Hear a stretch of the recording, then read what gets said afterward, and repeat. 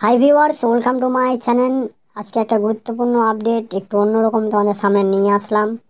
Election সামনে, লোকসভা ভোটের সেই প্রার্থীদের সেই চূড়ান্ত আন্দোলন এবং চূড়ান্ত যে মানুষের কাছে পৌঁছে দেওয়ার রাস্তা একের পর এক সকলে বেরিয়ে যাচ্ছেন। কিন্তু এবার প্রথমবার মালদার রতুয়ার রোডে শো করলেন তৃণমূলের প্রার্থী দেব। চলচ্চিত্র জগতের এক সর্বশ্রেষ্ঠ চিত্রশিল্পী যাকে বলা যেতে পারে, মালদার রতুয়ায় রোড শো করছেন দেব। রতুয়া স্টেডিয়াম থেকে শুরু হয়ে গিয়ে এই শো মালদা উত্তরের তৃণমূল প্রার্থী প্রসন্ন বন্দ্যোপাধ্যায়কে সঙ্গে নিয়ে পথে নেমেছেন অভিনেতা। এর আগেই অনুরাগীদের সই বলি করেন তিনি।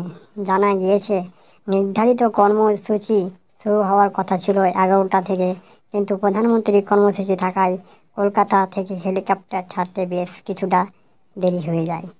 তো এই রয়েছে বর্তমানে রোড শো চলছে এবং আরও শোনা যাচ্ছে যে মালদার বিভিন্ন জায়গায় মাননীয় দেব মহাশয় যাবেন এবং সেখানে তারা নিজের যাত্রা রাখবেন এবং মানুষের কাছে পৌঁছে যাবেন এবং সেই তারা আজ দেখতে পাবেন চলচ্চিত্র শিল্পী টলিউডের অভিনেতা মহাশয় দেব বাবুকে।